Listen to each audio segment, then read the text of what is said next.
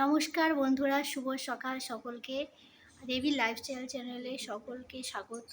আর আমি দেবী একটা নতুন ব্লগ নিয়ে আবার হাজির হয়েছি আজকে। তো আজকে সারাদিনের কাজকর্ম আর তোমাদের দেখাবো না।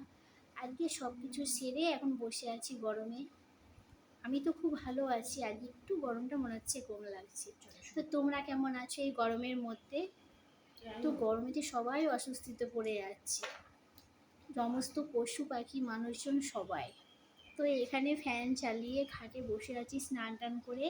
আজকে একটু মাথাটা ঘষেছি, দেখো মাথাটা ঘষে একটু সামান্য সিঁদুর করলাম সামনে। সাজুগুজু তেমন কিছু করি না, শুধু একটু কাজল করেছি আর একটু সিঁদুরটা শুধু কপালে দিয়েছি, আর কিছু না। এই করে বসে আছি, খাওয়া দাওয়া করলাম, খাওয়া দাওয়া করে বসলাম। আজকে জামাই ষষ্ঠী, কিন্তু আমাদের তো কোনো জামাই ষষ্ঠী নেই।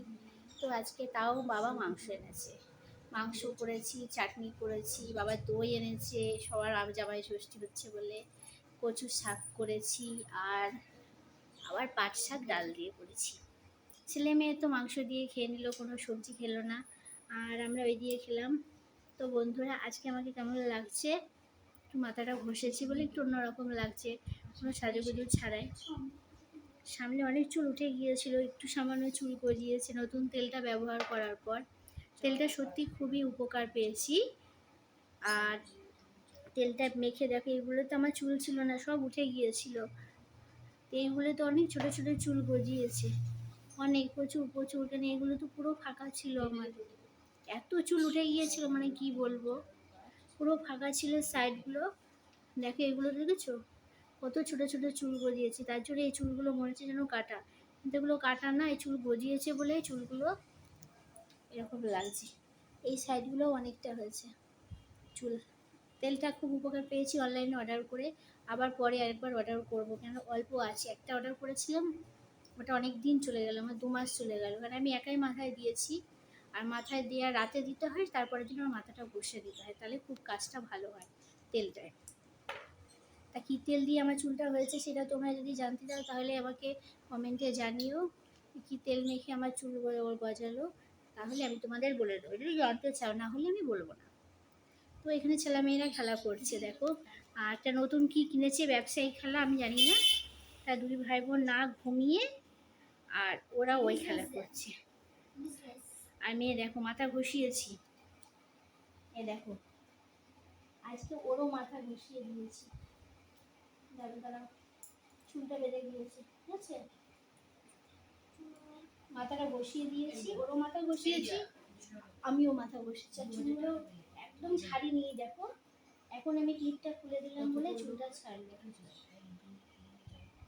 এখন পুরো ভিজে, একটু চুলটা শুকানোর জন্য তো চুলটা খুলে রাখতে হবে, তাও রাখবে না।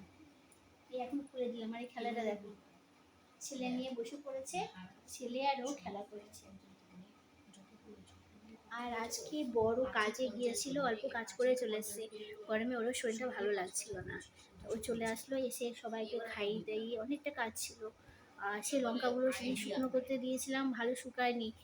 আর রোদ হচ্ছে, কিন্তু কি হচ্ছে, যেই তুলে বিকালে রেখে দিচ্ছি আর লঙ্কাগুলো শুকিয়ে যাচ্ছিল, মানে কি শুকনো শুকনো ভাবটা থেকে নরম হয়ে যাচ্ছিলো।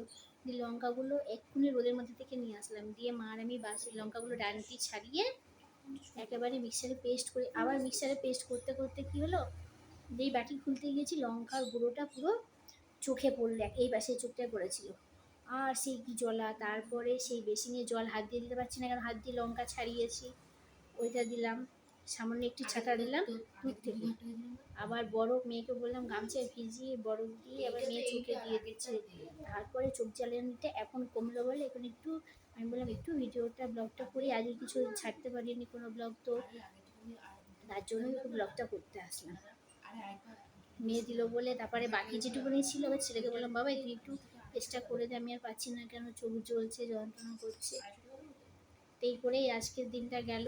বিকালে দেখি একটু ঘুরতে যাব বলছে বাজারের দিকে, ফুচকাকে না না পয়সা নষ্ট করেছো, ব্যবসায়ী ওইটা কেনার জন্য পয়সা 80টা টাকা নষ্ট করলো। আমাদের মতো মানুষরা বলো 80টা টাকা কম? 80টা টাকা নষ্ট করলো এইটা কিনবে, কিছুটা পয়সা। সে যাই হোক না কেন, পয়সাটা তো পয়সা, সবার সবার উপরে পয়সা। ওইটাই পয়সাটা নষ্ট করেছে।